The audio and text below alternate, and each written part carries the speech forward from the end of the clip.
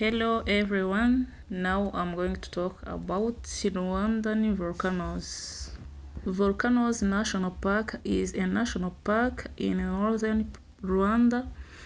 It covers 160 kilometers square of rainforest and encompasses 5 of the 8 volcanoes in the Virunga mountain, namely Karisimbi, Bisoke, Muhabura, Gahinga, and Sabyinyo. The history of Volcanoes National Park in Rwanda. This Rwandan National Park was founded in 1925, making it Africa's oldest national park on the whole continent. The Volcanoes National Park was established in 1925 in order to safeguard the park mountain gorilla and other natural resources from pushes. The Rwanda volcano, Mountain Karisimbi, highest peak 14,787 feet in the volcanic Virunga mountain of East Central Africa.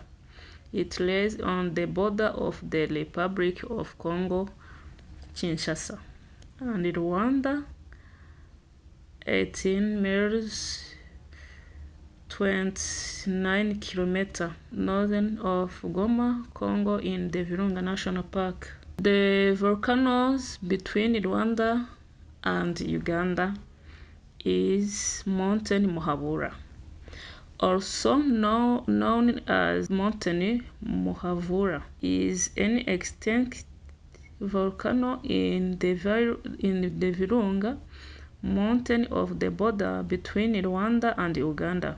From the top of the mountain, one can enjoy fantastic view over the other mountain and the twin lakes. The biggest volcano in Rwanda is Karisimbi. Mountain Karisimbi is the highest volcano in Rwanda. Mountain Karisimbi is the highest volcano in the Virunga range, which is part of the Albertine Rift, the western branch of the East Africa Rift.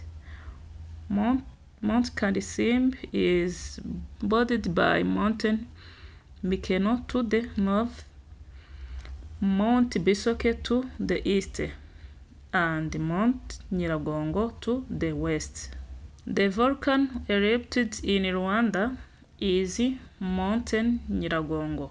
Yeah, now we are going to talk about activities of Volcano National Park.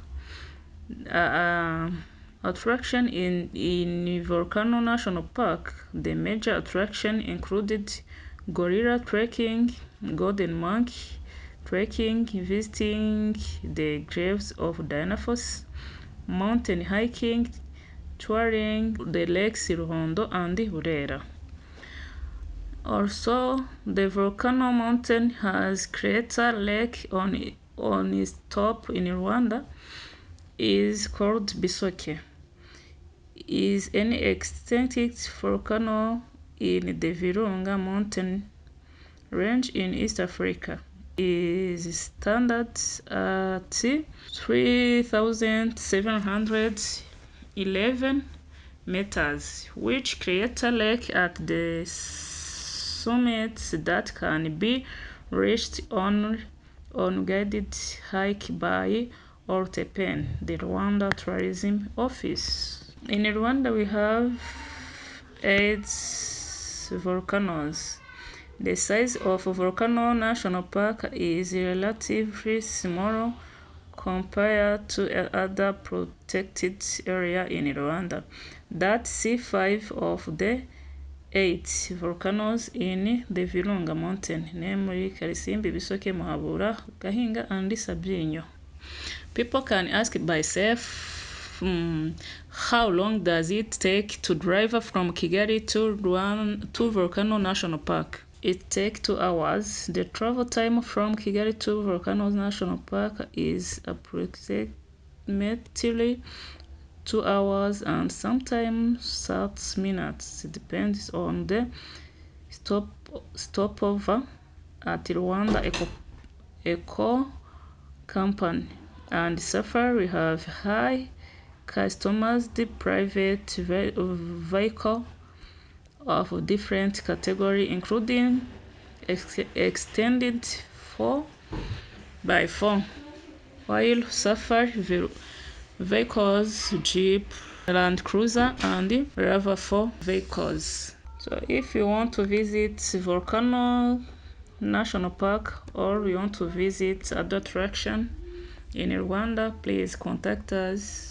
So let us stop here, and thank you for watching us. Bye bye.